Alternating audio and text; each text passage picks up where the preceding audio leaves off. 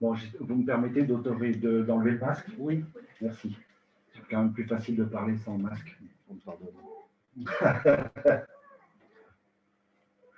Bien, je suis vraiment très, très ravi d'être là parmi vous, de vous voir aussi nombreux. Alors, je ne vous vois pas derrière l'écran, mais je suis sûr aussi que vous êtes très nombreux et nombreuses. Et je vous embrasse tous, même si je ne vous vois pas. C'est toujours un plaisir d'être parmi vous. La genèse de ce sujet, elle remonte à plus d'1 an maintenant, où j'ai eu une discussion avec une sœur qui me disait que dans sa vie, il y a des choses qu'elle n'arrivait pas à pardonner. Et en me disant, je voyais bien qu'elle était vraiment attristée. Et j'ai vraiment ressenti cette tristesse. Et j'ai ressenti aussi que le fait qu'elle n'arrivait pas à pardonner certaines choses dans sa vie était un frein à l'épanouissement de sa foi, un frein à sa spiritualité, à sa communion avec son Dieu. Ça ne remettait pas du tout en cause son salut, rien de tout ça. Mais il y avait un vrai frein. Et quand elle m'a dit ça, ça m'a serré le cœur parce que je suis proche de cette personne. Et pour autant, j'étais pas armé, j'avais pas ce qu'il fallait entre les mains, à part ma compassion et mon empathie, et peu de choses pour pouvoir expliquer ce que c'était, pourquoi elle n'arrivait pas à pardonner et qu'est-ce qu'elle ne comprenait pas dans le pardon. Alors, je lui ai promis que je réfléchirais à la question.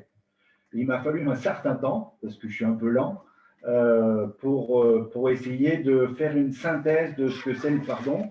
Et c'est pour ça que j'ai à cœur de vous présenter la synthèse de mes réflexions à la lumière de la lecture de la parole de Dieu, bien entendu. Alors, ce sujet, je l'ai intitulé « Je pardonne, tu pardonnes » et « il pardonne ». Et vous voyez qu'avec l'image que vous avez à l'écran, il y a 2 axes. L'axe horizontal, je pardonne et tu pardonnes, et ça touche notre être, ce que nous sommes en tant qu'humains. Et puis l'axe vertical, c'est évidemment le pardon qui vient du ciel, c'est le pardon de Dieu. Et nous verrons, nous allons en avançant dans cette étude, nous verrons qu'il y a beaucoup de ressemblances, il y a aussi des différences, et il y a, je l'espère, pour nous tous, beaucoup de choses à apprendre, parce que le pardon, c'est quelque chose d'absolument merveilleux. Alors, je vous propose ce plan en 2 grandes parties. La première partie va être consacrée évidemment à « je pardonne et tu pardonnes », avec, je vous propose de réfléchir ensemble à 3 questions. C'est quoi le pardon? Est-ce qu'on a une idée de ce que c'est le pardon? La deuxième chose, mais si je veux pardonner, quelles sont les étapes du pardon? Et enfin, et probablement pour moi la plus importante, qu'est-ce qui n'est pas le pardon? Parce qu'il y a beaucoup de confusions qui sont faites à propos du pardon, parce qu'on n'a pas toujours une bonne idée de ce que c'est que le pardon. Deuxième partie, nous verrons que le pardon est dans les mains de Dieu. Nous verrons aussi que le pardon, c'est aussi une remise de dette. Littéralement, c'est aussi une remise de dette, et on verra à quel prix. Est-ce qu'on peut mettre un prix derrière le pardon de Dieu? Et on terminera avec le pardon est quelque chose qui est offert à tous. Alors, commençons par la première partie. Qu'est-ce que le pardon? Et Valentin, si tu peux lire ce premier verset, s'il te plaît. Colossiens 3, verset 13. Supportez-vous les uns les autres, et si l'un a un sujet de se plaindre de l'autre, pardonnez-vous réciproquement, de même que Christ vous a pardonné, pardonnez-vous ainsi. Et ce deuxième verset dans l'Épître aux Éphésiens. Éphésiens 4, verset 32. Soyez bons les uns vers les autres, compatissants, vous pardonnant réciproquement comme Dieu vous a pardonné en Christ. À la lecture de ces 2 versets, on comprend que ces 2 versets ont vraiment guidé mon plan. C'est pardonnez-vous réciproquement, je pardonne, tu pardonnes, comme Dieu a pardonné, il pardonne. On pourrait parler très longtemps sur ces deux versets, mais je crois que si l'apôtre Paul cite ces deux versets dans deux églises différentes, l'une à Colosse, l'autre à Éphèse, c'est qu'il exhorte les frères et les sœurs à se pardonner les uns aux autres. L'objectif, c'est de creuser maintenant qu'est-ce que Paul a voulu dire par là. Et la première chose, à mon sens, qui est importante, c'est de dire, ouais, ok, c'est quoi le pardon? Est-ce que je peux mettre quelque chose en application si je ne sais même pas ce que c'est? Alors, le pardon, finalement, c'est plutôt simple à comprendre. La première chose, c'est que pour que le pardon s'exerce, ben, il y a deux parties. Il y a le parti des offensés et le parti des offenseurs. Évidemment, celui qui est offensé, c'est celui qui pardonne. Ou pas. Excuse-moi, il y a quelqu'un qui demande dans le oui, voilà. de redonner les références des versets. Tu peux redonner les références des versets dans Colossiens. Donc la première référence est Colossiens 3, verset 13, et la seconde, Éphésiens 4, verset 32. Merci. Et donc, dans le pardon, je disais, il y a l'offenseur et l'offensé, celui ou celle qui pardonne, donc on est à l'échelle humaine, hein, on est toujours dans je pardonne, tu pardonnes, hein, d'accord? L'offensé, c'est celui qui pardonne ou pas, et le ou pas est important, parce qu'on est, en tant qu'homme, jamais obligé de pardonner. On peut ne pas pardonner, ce qui pose un vrai problème, mais on peut le faire. Et l'offenseur, c'est celui qui offense, qui au mieux peut demander pardon, ou pas. Soit parce qu'il a conscience de l'offense qu'il a faite, soit parce qu'il n'a pas du tout la conscience de l'offense qu'il a faite. Ou parce que ça lui passe au-dessus. Donc c'est vraiment important de comprendre ces deux engences, les offensés et les offenseurs, et je me placerai plutôt souvent du côté de l'offensé, c'est-à-dire de celui qui pardonne. Celui ou celle, hein, à chaque fois, évidemment, c'est masculin, féminin. Alors, et si on cherche une étymologie dans le mot pardon ou dans le verbe pardonner, c'est plus intéressant. D'ailleurs, dans la Bible, on trouve beaucoup plus souvent le verbe de pardonner et plutôt dans le Nouveau Testament, et ça surprend personne. Et le mot pardon se trouve plus souvent, mais à très faible, j'allais dire à très faible dose. Le mot pardon se retrouve plutôt dans l'Ancien Testament. Le mot pardon est plutôt caractérisé à Dieu, et plutôt relié à Dieu lui-même, à la personne de Dieu. Et le verbe pardonner est plutôt à l'œuvre du Seigneur, ce qui ne surprend personne non plus. Alors, dans pardonner, le verbe pardonner, l'étymologie vient du latin, de l'expression en latin qui est pardonare, qui littéralement veut dire faire un don. Alors ça aussi, on aurait pu le deviner, parce que dans pardonner, il y a pardon. Ok, et c'est faire un don. On reconnaît la racine du mot don. Mais c'est faire un don, et ça, c'est vraiment important, parce que moi, en tant qu'offensé, si je veux pardonner, littéralement, je vais faire un don. Et quand on comprend ça, il y a déjà des choses, des portes qui s'ouvrent. Et c'est aussi, littéralement, il y a la notion de remise de dette. Et ça, la remise de dette, on la verra dans la deuxième partie. Ce qui est important de comprendre, et ça c'est vraiment fondamental, les trois choses qui arrivent à la suite, là, c'est vraiment important, il faut qu'on y passe un petit peu de temps. Le pardon est une décision profonde, irrévocable. Alors pour les plus jeunes, irrévocable, ça veut dire qu'on ne peut pas revenir dessus. C'est comme si je dis non, et puis après je dis oui. Et puis je redis non, et puis je redis oui. L'irrévocable, c'est quand je dis oui, c'est oui, ça ne changera plus jamais. Et c'est une décision strictement personnelle. On reviendra aussi sur le côté strictement personnel.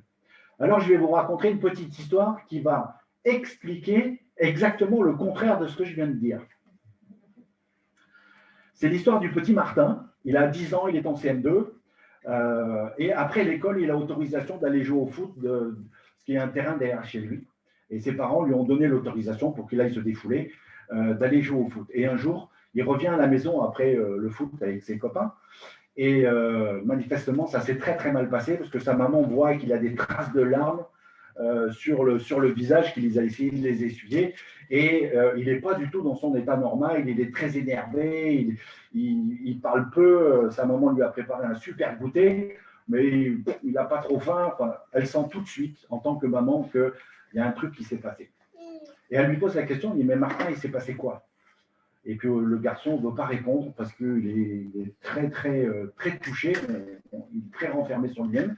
Et puis en insistant et avec la douceur d'une maman, Martin lui dit, bah oui, en jouant au foot, on a perdu. Et mon copain Pierre a dit que j'étais une super passoire en tant que gardien de but. Et les autres se sont moqués de moi en disant que j'étais une vraie passoire, ils se sont tous moqués de moi. Et ils veulent plus de moi dans mon équipe. Et tu te rends compte, mon ami Pierre, c'était mon super copain. Eh ben maintenant, c'est plus mon copain. Et je lui pardonnerai jamais ce qu'il a fait. Et ce qu'il a dit, c'est pas vrai, je ne suis pas une passoire. C'est eux qui sont nuls. Alors la maman comprend la problématique. Elle lui dit, mais tu sais, Martin, tu devrais pardonner à ton copain Pierre. Même s'il t'a blessé, tu devrais lui pardonner. Hors de question, maman, c'était mon super copain, il m'a trahi, jamais, jamais je lui pardonnerai ce qu'il m'a dit, ce qu'il m'a fait, alors que moi je faisais de mon mieux dans les buts. Alors, maman est embêtée, elle essaye de voir comment elle pourrait apprendre quelque chose à son fils. Et puis d'un coup, la maman dit, mais Martin, tu imagines si cette nuit le Seigneur revient et qu'il trouve l'état de ton cœur comme il est maintenant, avec le désir de ne pas pardonner ton copain Pierre, qu'est-ce que le Seigneur va penser de toi? Et est-ce que tu penses qu'il va t'emmener avec lui à ce moment-là? Alors là, le petit Pierre, il dit, oh là là, j'avais pas, enfin, il se dit, ouais, j'ai pas vu ce problème-là comme ça, il est un peu jeune, il faut lui pardonner. Et il se dit, ah oui, bon, d'accord maman, je lui pardonne. Ok, pas de problème, je pardonne à Pierre, ça va aller. Puis 5 minutes après, il revient voir maman et dit, maman, mais si le Seigneur ne revient pas cette nuit, eh bien Pierre, il va en prendre une de dérouillée. Donc là, on comprend bien que la décision profonde, elle n'est pas là. L'irrévocable, c'est je te pardonne, mais en fait, je ne te pardonne pas. Donc l'irrévocabilité du pardon, elle n'est pas là du tout. Et ensuite, et dernière chose, strictement personnelle, on sent bien que c'est sa maman qui est allée tirer un pardon quand même. Et on verra un peu plus tard cette notion de est-ce qu'on peut imposer le pardon. Troisième notion, le pardon est libératoire. Il donne la paix.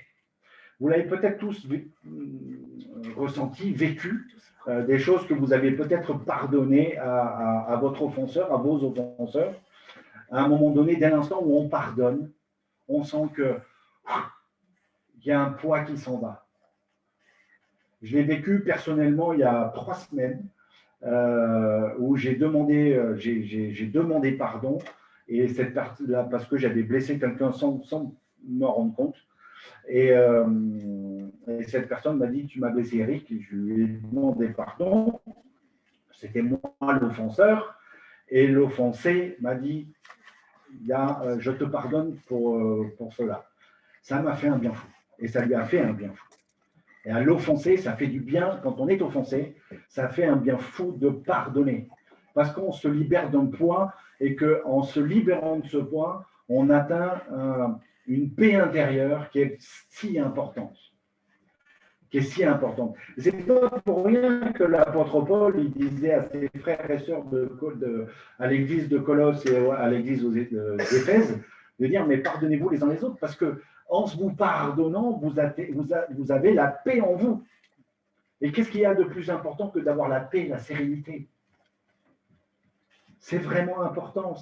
Et là, la dernière chose avec le pardon, c'est que Ne pas pardonner, c'est vivre d'amertume, c'est s'empoisonner. C'est exactement la suite de l'étape qui était juste avant. Si je ne pardonne pas, je m'empoisonne tout seul. Parce que l'offense qui pèse sur moi, au plus je la garde avec moi, au plus elle pèse. Est-ce que vous avez fait l'expérience de porter quelque chose dans mon main à bout de bras, même si c'est quelque chose de pas très lourd, au bout de quelques secondes, ça pèse de plus en plus lourd et vous ne pouvez plus le supporter. Ben, le pardon, c'est la même chose. Ne pas pardonner, c'est la même chose. C'est supporter un poids qui devient de plus en plus lourd. Et si on ne se libère pas de ce poids, ça devient difficile, voire même ça peut provoquer des maladies, des somatisations. C'est vraiment très ancré à l'intérieur de nos corps. Et ça, c'est vraiment important. C'est comme si je ne veux pas pardonner, c'est comme si tous les matins, quand je me lève en buvant mon café, je bois aussi un petit peu de poison. C'est moi l'offensé. Je bois un petit peu de poison. Et chaque jour, je fais ça. Donc, chaque jour, je m'empoisonne de plus en plus. Et je m'en rends malade de plus en plus. Et le pire, c'est qu'en faisant cela, je pense que les effets du poison sont pour mon offenseur. En disant, bien fait pour toi. C'est toi qui vas t'empoisonner. C'est incroyable, mais c'est comme ça que ça se passe. Donc, c'est vraiment important de comprendre à quoi ça sert le pardon. Si on peut retenir quelque chose, c'est que en pardonnant, je me libère et je redeviens paisible. Et en étant paisible, je peux recevoir.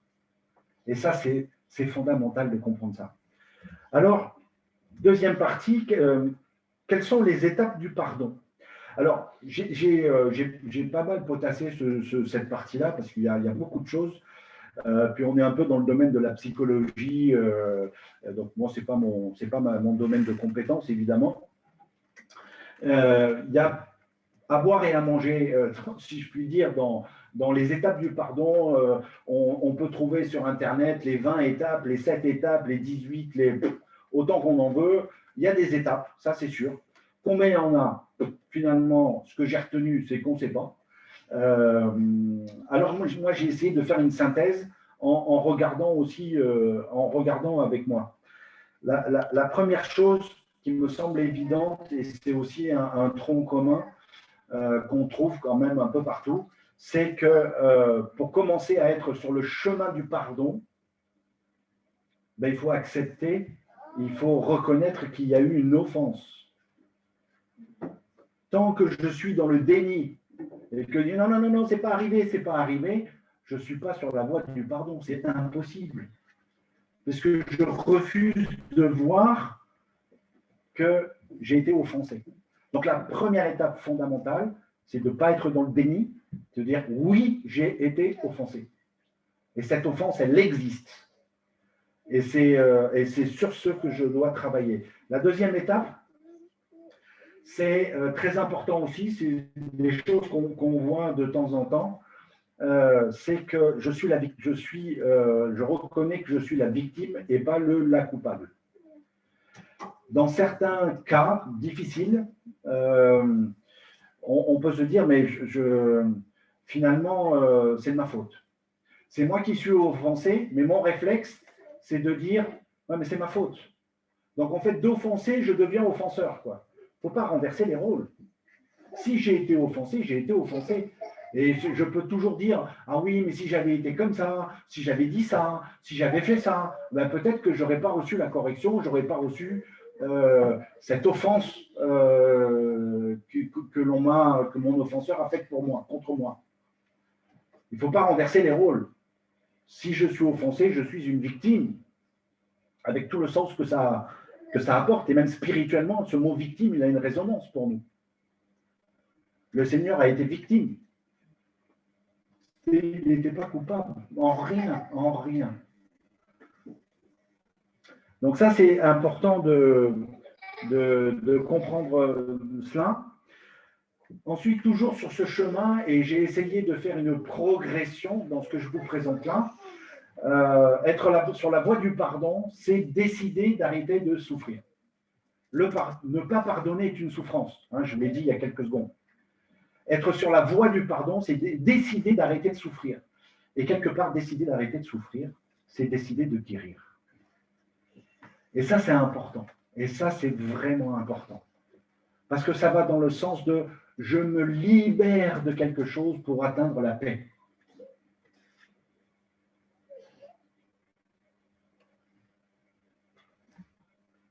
Et j'avoue que c'est un peu complexe et qu'il faut prendre du temps pour assimiler. Moi, j'ai mis plus d'1 an, donc vous imaginez, donc c'est pas en 30 minutes que vous allez pouvoir. Mais prenez toutes ces paroles et gardez-les en vous pour que ça nourrisse vos réflexions. Ensuite, une autre étape, c'est qu'il faut parler de son offense. Il faut parler de sa souffrance. Il faut en parler autour de soi, à ses proches, des personnes en qui nous avons confiance. Et ses proches, c'est sa famille, son conjoint, ses enfants, ses frères et sœurs dans l'église. Ça peut être aussi un thérapeute. Il n'y a pas de honte à aller voir un thérapeute quand on ne va pas bien. Parce que la souffrance rongée, c'est ce fameux poison dont je parlais tout à l'heure. Et ça, c'est vraiment, vraiment fondamental.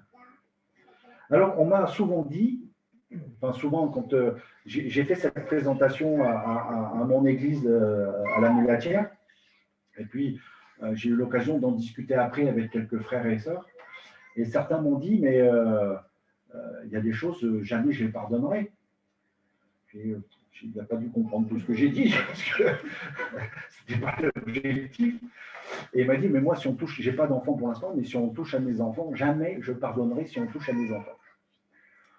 Et c'est vrai que c'est un sujet qui est super épineux, parce que ça nous prend tellement au ventre, c'est tellement dans notre siège de l'émotion, on se dit, non, mais c'est vrai, il a raison, jamais je pardonnerai.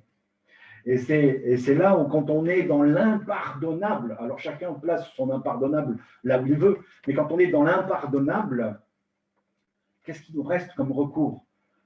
Je reconnais que j'ai été offensé, je reconnais que je suis la victime, je comprends qu'il faut que j'arrête de souffrir et qu'il faut que je guérisse. Tout ça, c'est bien, j'ai compris, mais j'y arrive pas. Je ne peux pas pardonner, c'est tellement dur ce qu'on m'a fait. J'ai tellement de haine, je suis tellement en colère que jamais je pourrais pardonner cette offense-là. Et là, il y a un seul moyen, c'est de s'ouvrir à la grâce du pardon et de laisser Dieu agir. Il n'y a pas d'autre moyen que celui-là. Quand on est dans le domaine de l'impardonnable, parce que humainement, je suis limité, nous sommes limités humainement. À un moment donné, c'est cette expression qui est très connue maintenant, le plafond de verre. Hein, on ne peut pas dépasser le truc, quoi. Je peux pas. Et le seul recours que nous avons en tant que chrétiens, c'est de dire à Dieu, aide-moi s'il te plaît. Aide-moi à pardonner. Agis en mon cœur, agis en moi pour que je puisse pardonner. Et ça, c'est une dimension que les enfants de Dieu ont. Alors, il faut l'utiliser. Nous avons cette grâce immense de pouvoir demander à Dieu de nous aider à pardonner notre prochain. C'est extraordinaire. Et c'est vraiment le seul moyen pour pardonner ce que vous considérez d'impardonnable. S'ouvrir à la grâce de Dieu. C'est tellement important.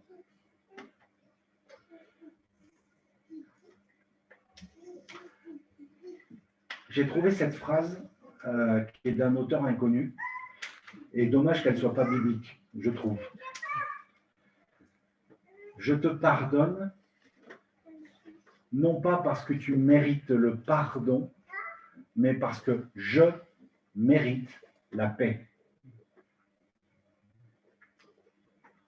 Je te pardonne, non pas parce que tu mérites le pardon, mais parce que je mérite la paix. Là, vous avez tout ce que c'est. Vous avez là ce que c'est le pardon. C'est, pour moi, quand je suis tombé sur cette phrase, j'ai dû la relire une vingtaine de fois, tellement je la trouvais puissante, quoi. Tellement elle est remplie de sens. Pour moi, je ne sais pas pour vous, mais pour moi, elle était vraiment remplie de sens. Et je trouve que ça synthétise parfaitement ce que je viens de vous dire depuis ces quelques minutes écoulées. Je te pardonne, non pas parce que tu mérites le pardon, mais parce que je mérite la paix. C'est toute la relation qu'il y a entre un offensé et un offenseur. Si je pardonne mon offenseur, il peut ne pas le savoir et je m'en fiche en tant qu'offensé.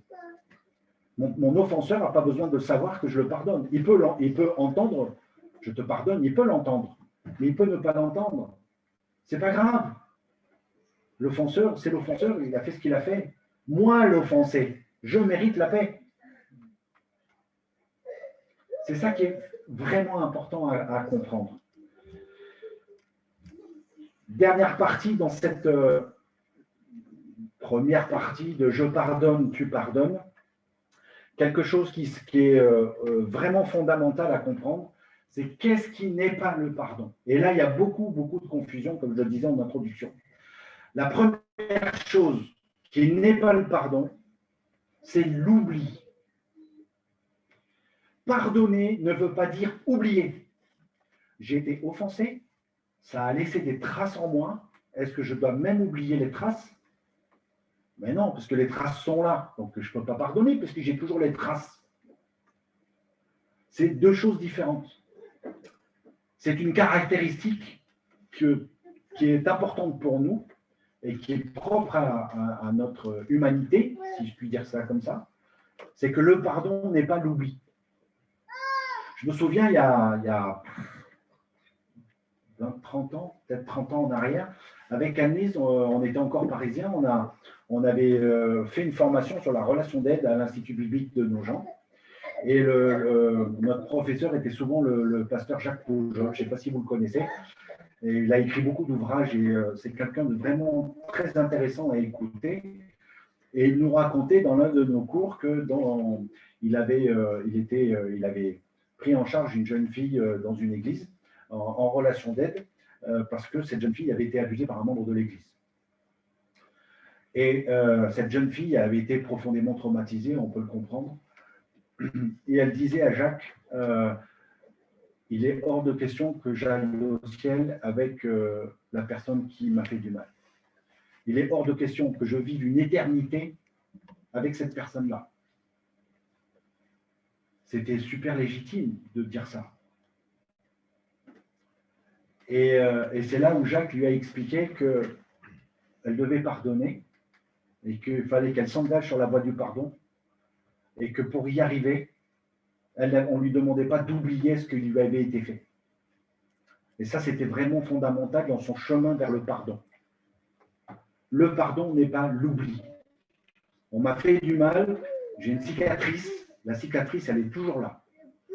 Je ne l'ai pas où, je ne l'oublie pas, mais pour autant, je pardonne celui ou celle qui m'a blessé. Et ça, c'est la plus grosse confusion, oubli et pardon. Des fois, on dit, ouais, mais je ne pardonnerai jamais, je ne peux pas oublier ce qu'on m'a fait. Ah si, on peut pardonner sans oublier. Deuxième chose, le pardon, ce n'est pas une excuse. L'excuse, c'est du domaine de la bienséance dans les relations humaines. Excuse-moi, je m'excuse. Dans le tramway à Lyon, si je marche sur les pieds de quelqu'un, que je sens que je lui ai marché dessus, je m'excuse tout de suite et cette personne en retour me dit « c'est rien, il n'y a pas de problème ». Bon, avec le poids que je fais, je pense que j'y ai cassé 2 orteils, mais voilà, c'est de l'ordre de la bienséance. Quand on est profondément offensé, on ne répond pas avec je m'excuse ou je t'excuse. Ça ne marche pas. Rappelez-vous, décision profonde, irrévocable et strictement personnelle. Décision profonde. L'excuse, c'est de la politesse en société. Hein. Troisième chose, réconciliation.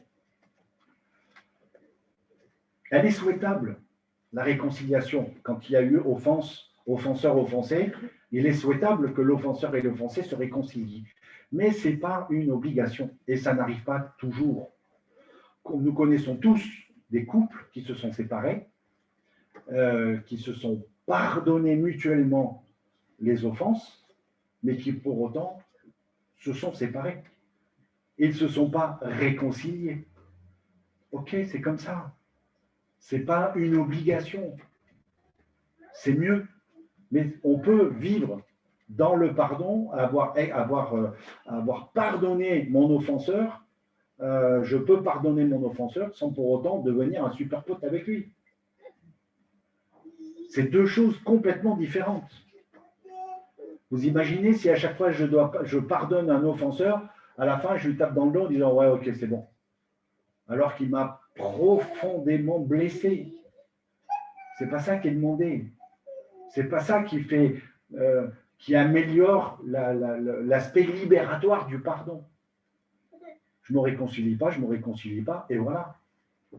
Je serai plus, c'était pas mon ami avant, ça ne sera pas après. Je n'avais pas confiance en lui avant, je n'avais pas confiance en lui après. Au milieu, je pardonne. Le pardon ne s'impose pas. Rappelez-vous la petite histoire de Martin. Sa maman lui a un peu extirpé son pardon vis-à-vis de son copain Pierre. On ne peut pas imposer le pardon. Je peux demander pardon à quelqu'un, ça c'est clair, mais ça je suis du côté de l'offenseur. Je peux demander pardon, mais moi et l'autre offensé que je peux être, on ne peut pas me dire allez vas-y, pardonne-lui. C'est une décision strictement personnelle.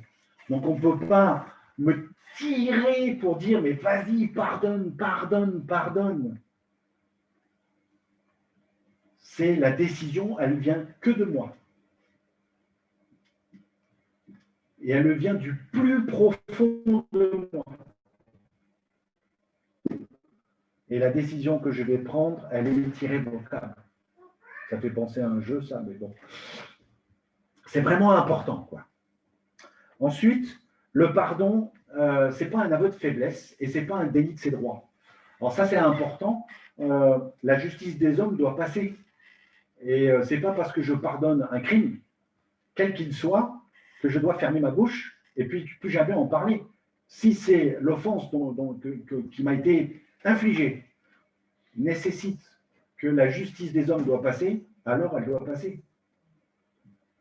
Je ne me substitue pas à la justice des hommes. Je pardonne mon offenseur, très bien, mais si ce qu'il a fait relève de la justice des hommes, alors que la justice des hommes passe. Et c'est pas non, mais c'est bon, je pardonne, donc c'est bon, on n'en parle plus. Ça, c'est un aveu de faiblesse. Non, il faut aussi du courage pour pardonner. Et dernière chose,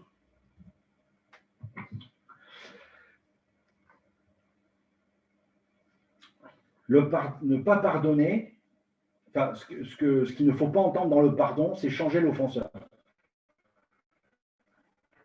Je pardonne parce que je sais qu'en pardonnant, mon offenseur va devenir super gentil.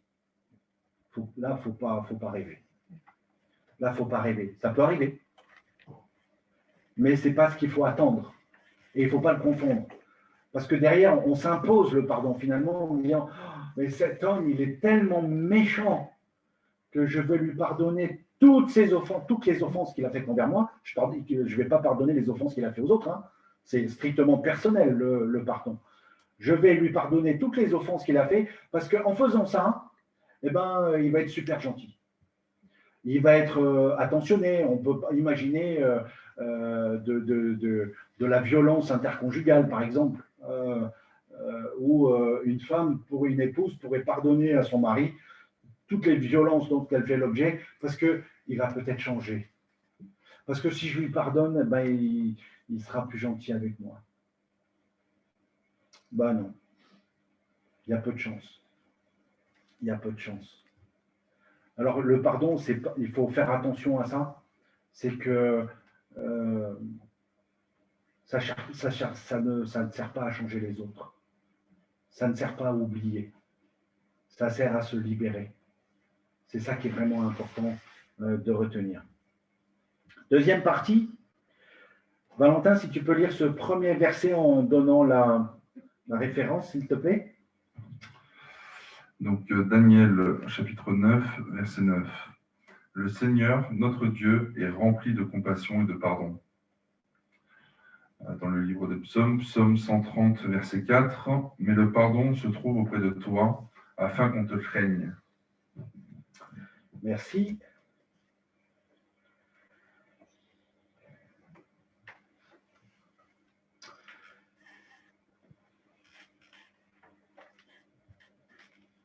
On va rentrer maintenant dans une partie qui est où on va s'approcher d'une propriété, je ne trouve pas le mot, d'une propriété que Dieu a, c'est, pardon, un aspect de Dieu, merci, très bien, un aspect de la personne de Dieu. Il a le pouvoir de pardonner. Et nous avons, depuis Éden, depuis que la création de l'homme par Dieu, l'homme n'a pas cessé d'offenser Dieu. Il a offensé en Éden et depuis, il n'a fait que de le faire. L'homme n'est pécheur, l'homme n'est offenseur. Offenseur. Okay. Et Dieu est constamment offensé par sa créature, quoi. Constamment. Et ça, c'est une réalité, c'est un constat. Et pour autant, Dieu a le pouvoir du pardon. C'est incroyable. Il n'arrête pas d'être offensé, et pour autant, il a le pouvoir du pardon. Le pardon est dans ses mains. Et à la grosse différence de ce qu'on a vu tout à l'heure, où nous, les humains, créatures, nous pouvons ne pas pardonner, quand quelqu'un nous demande pardon, si l'offenseur a conscience de son offense, nous, offensés, on peut très bien dire « mais je ne te pardonnerai pas ». Et ça, c'est une différence fondamentale, c'est que Dieu, quand on lui demande pardon, il pardonne. Quand on confesse nos fautes, quand on confesse nos péchés, quand on lui dit à quel point nous avons été des offenseurs envers lui, ben Dieu tend toujours la main pour dire « je pardonne, je te pardonne ». Et ça, c'est extraordinaire, c'est extraordinaire. La deuxième chose, c'est que si nous demandons pardon en sincérité, décision profonde, irrévocable et strictement personnelle, Dieu pardonne. Mais il y a une condition. Il ne pardonne pas parce qu'on demande pardon comme ça. Il pardonne à ceux qui reconnaissent l'œuvre de Christ. Si je ne reconnais pas l'œuvre de Christ, Dieu, je peux toujours demander pardon à Dieu, il ne pardonnera pas. Il pardonne toujours à ceux qui sont au bénéfice de l'œuvre de Christ. Toujours. On peut se poser la question maintenant de dire, ben, ce pardon qui est un des aspects de la divine personnalité de Dieu, qui est ce pouvoir de pardon, d'avoir toujours cette main tendue pour pardonner, finalement, c'est cette remise de dette qu'il est toujours prêt à faire, elle vaut quel prix? Alors, je vous propose d'écouter et de regarder cette petite vidéo qui relate la parabole du serviteur impitoyable. Alors, je vous...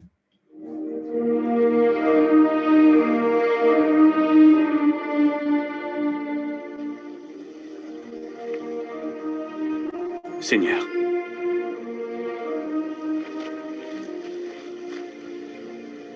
combien de fois pardonnerai-je à mon frère lorsqu'il péchera contre moi? Sera-ce jusqu'à 7 fois? Je ne te dis pas jusqu'à 7 fois, mais jusqu'à 70 fois cette fois.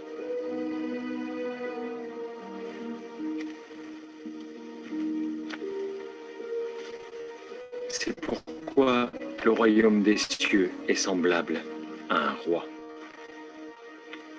qui voulut faire rendre compte à ses serviteurs. Quand il se mit à compter, on lui en amena un qui devait 10 000 talents. Comme il n'avait pas de quoi payer, son maître ordonna qu'il fût vendu. Lui, sa femme, ses enfants, et tout ce qu'il avait, et que la dette fût acquittée. Le serviteur, se jetant à terre, se prosterna devant lui et dit « Seigneur, aie patience envers moi, et je te paierai tout. » Ému de compassion, le maître de ce serviteur le laissa aller et lui remit la dette. Après qu'il fut sorti, ce serviteur rencontra un de ses compagnons qui lui devait 100 deniers. Il le saisit et l'étranglait en disant « Paie ce que tu me dois ». Son compagnon, se jetant à terre, le suppliait, disant « Aie patience envers moi, et je te paierai ». Mais l'autre ne voulut pas, et il alla le jeter en prison, jusqu'à ce qu'il eût payé ce qu'il devait.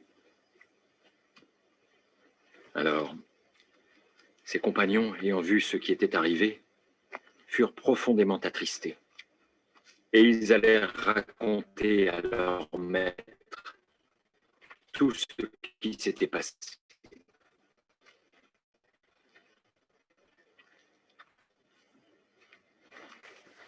Et lui dit « Méchant serviteur, je t'avais remis en entier ta dette parce que tu m'en avais supplié.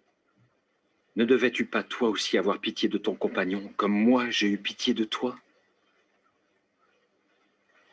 Et son maître, irrité, le livra au bourreau jusqu'à ce qu'il eût payé tout ce qu'il devait.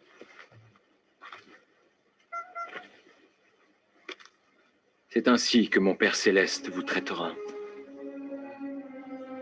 Si chacun de vous pardonne à son frère de tout son cœur.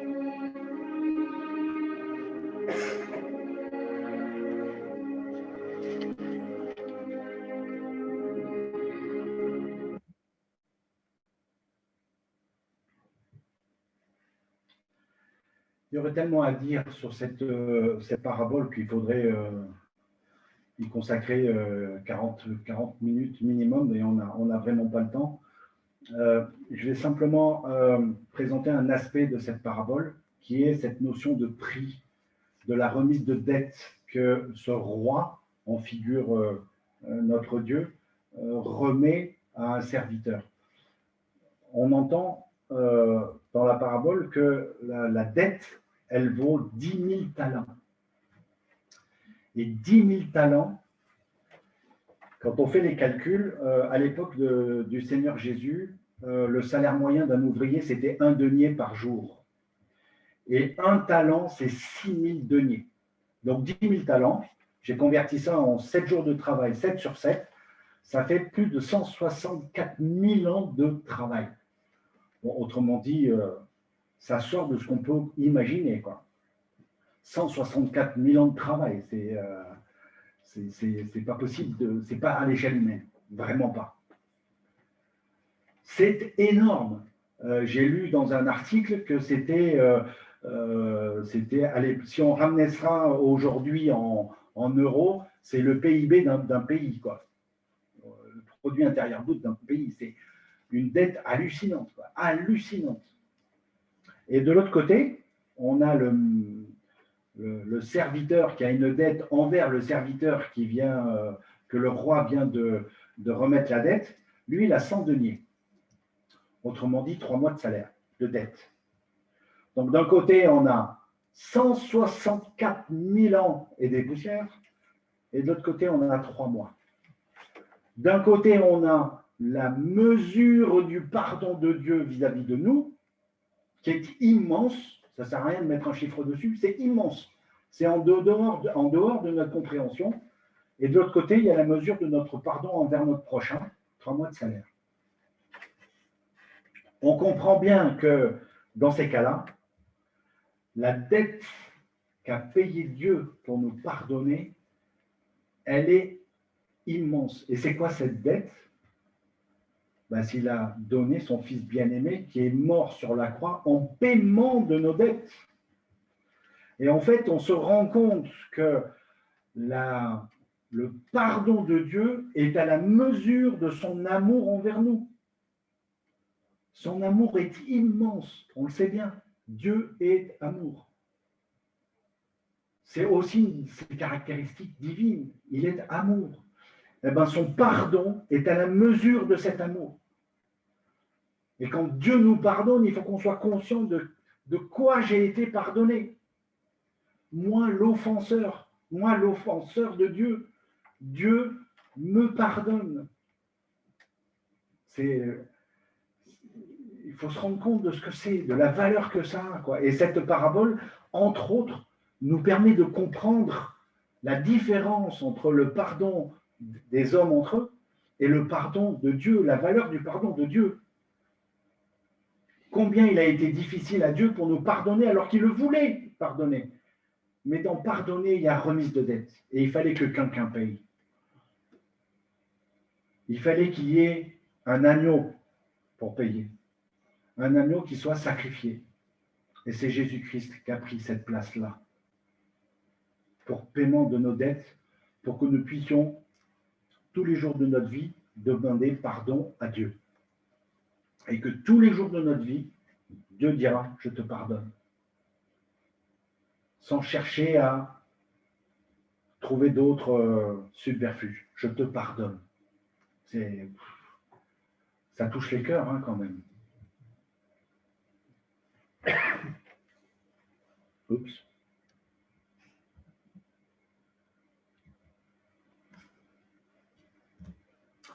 Alors, il y a aussi encore deux autres différences fondamentales entre le pardon de Dieu, et je terminerai avec ça, et le pardon des hommes, qui vont nous faire comprendre encore plus la mesure du pardon de Dieu et à quel point les versets que nous avons lus au tout début, Colossiens et Éphésiens, quand l'apôtre Paul demande de nous pardonner les uns aux autres comme Dieu l'a fait, vous imaginez 10 000 talents sans denier.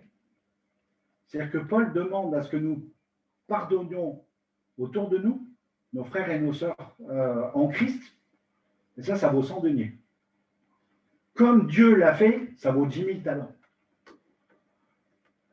Finalement, il faut mieux que je réfléchisse à vraiment pardonner mon offenseur, quoi. Parce que Dieu a tellement fait pour moi, qui suis-je pour ne pas pardonner?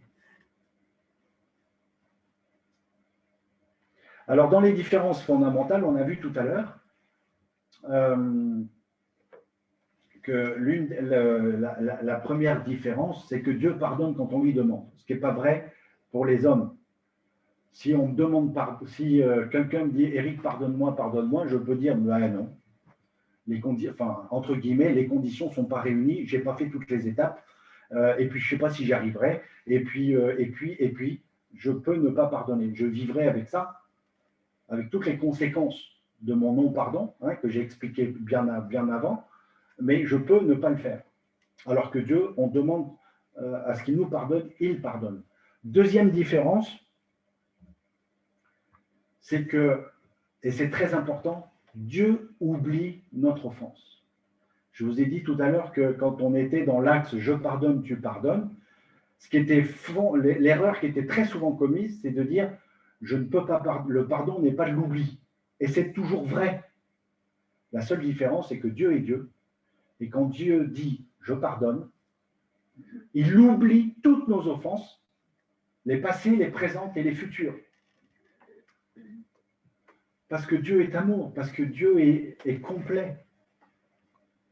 Et que son envie de pardonner est à la mesure de son amour envers nous, envers sa créature. Deuxième différence fondamentale, c'est qu'en nous pardonnant, Dieu se réconcilie avec sa créature, avec nous. Or, je vous ai dit que chez les hommes, la réconciliation était souhaitable, mais pas obligatoire.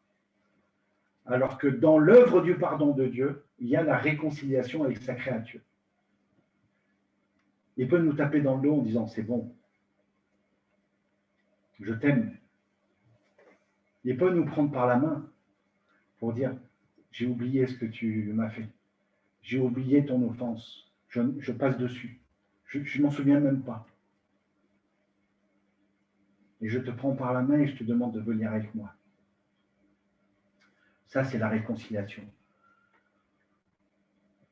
Et donc, il y a vraiment 3 différences fondamentales. Et c'est pourquoi, donc on peut retrouver les références dans les versets qui sont notés en jaune. On n'a pas le temps de les lire parce que le temps passe très très vite. Je terminerai avec ce verset que Valentin, tu pourrais nous lire, s'il te plaît. Éphésiens 5, versets 1 à 3. Soyez donc les imitateurs de Dieu, puisque vous êtes ses enfants bien-aimés et vivent. Et vivez dans l'amour en suivant l'exemple de Christ, qui nous a aimés et qui s'est donné lui-même pour nous comme une offrande et un sacrifice dont l'odeur est agréable à Dieu. Merci. Soyons des imitateurs. Pardonnons-nous les uns les autres comme Dieu nous a pardonné. Si Dieu nous a pardonné et que nous souhaitons être des imitateurs de Dieu, ben nous devons nous pardonner nos offenses réciproquement. C'est ça le message de Paul, c'est ça le message de Christ. Nous pouvons nous pardonner tout. Il y a des étapes à franchir, on l'a vu, mais on peut le faire, parce que Dieu agit dans nos cœurs. Parce que Dieu veut la paix en nous. Il nous donne sa paix. Alors, on peut le remercier pour ce pardon immense qu'il nous propose, si nous lui demandons. Alors, merci notre Dieu pour ce pardon. Donne-nous d'exercer ce pardon envers ceux qui nous entourent, envers nos frères et nos sœurs, que tu nous donnes, que tu nous fasses connaître à quel point pardonner donne la paix. Et nous avons besoin de cette paix pour grandir en toi, pour grandir ensemble et avec toi. Merci pour ta parole, merci pour le don de notre Seigneur Jésus-Christ, celui qui est venu il y a 2000 ans pour nous sauver, celui qui est ressuscité aujourd'hui, parce que c'est grâce à lui et c'est par son sacrifice que tu nous as pardonné, parce qu'il était la remise de notre dette. Nous te remercions, Dieu et Père, pour ces moments que tu nous as donnés ce matin et pour que ces paroles puissent toucher nos cœurs, puissent toucher nos consciences, afin que nous puissions avoir une réflexion, une profonde réflexion sur notre position par rapport au pardon, aux choses que nous devons pardonner, que nous souhaitons pardonner, mais pour lesquelles nous avons du mal. Nous nous recommandons à toi pour cela. Et nous nous mettons à toi pour le restant de cette semaine aussi. Et nous élevons cette prière vers toi dans le saint nom de notre Seigneur Jésus-Christ. Amen. Amen. Amen. Merci pour votre attention. J'espère que je n'ai pas été trop long. Je vous propose qu'on chante pour finir le cantique 165 des reflets, en pensant dans le refrain, en pensant à chaque fois qu'on chantera le verbe aimer, pensez à pardonner. Pensez au verbe pardonner. On ne peut pas le remplacer parce qu'il y a une syllabe de plus, mais c'est comme si. Regarde, Mireille, attends juste un truc. Il y a Oui. Mireille qui dit Oui. le plus difficile est de se pardonner à soi-même. Alors oui, Si tu as un mot là-dessus. c'est pas le plus difficile, parce que au tout début, quand j'ai dit qu'il y a 2 parties, offenseur et offensé, j'ai pas dit que c'était 2 personnes différentes. On peut être soi-même son propre offenseur et son propre offensé. Et on peut se pardonner à soi-même. Il faut laisser la grâce agir. Il faut reconnaître que je suis mon propre offenseur et que je suis mon propre offensé. tout ce que j'ai dit est valable pour soi-même parce qu'on peut endosser les deux rôles. Personnellement, on peut chacun être à la fois son propre offenseur et donc son propre offensé. C'est pas deux personnes physiques. Ça peut être la même personne.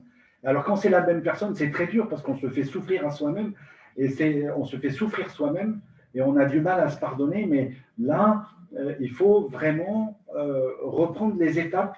Alors je ne dis pas que les 5 étapes que je vous ai proposées sont un best practice, comme on dit. C'est ce que je pense moi, de mes propres réflexions. Mais vraiment, je pense que parler aux autres de sa souffrance, c'est vraiment important. Et donner l'opportunité, ouvrir la porte à la puissance du pardon de Dieu pour dire, tu vois Seigneur, je n'arrive pas à me pardonner telle chose. Parce que j'ai fait du mal, je me suis fait du mal à moi-même. Alors aide-moi. Et par la prière et on sait, et on a la certitude que quand on demande pardon à Dieu, alors il pardonne parce qu'il a la main tendue vers nous. Oui, à propos, si vous voulez poser des questions, n'hésitez pas. Hein. J'ai aucune notion du temps, donc je ne sais pas. Mireille écrit encore. Merci Éric du baume au cœur. Merci Seigneur. Merci Mireille, je t'embrasse. Bon, après, je suis à votre disposition si vous souhaitez me poser quelques questions ou quelques éclaircissements. Et donc, je propose ce cantique 165. Tu peux arrêter le partage, s'il te plaît? Oui, non, mais ça va, je l'arrête. Le 165 dans les reflets.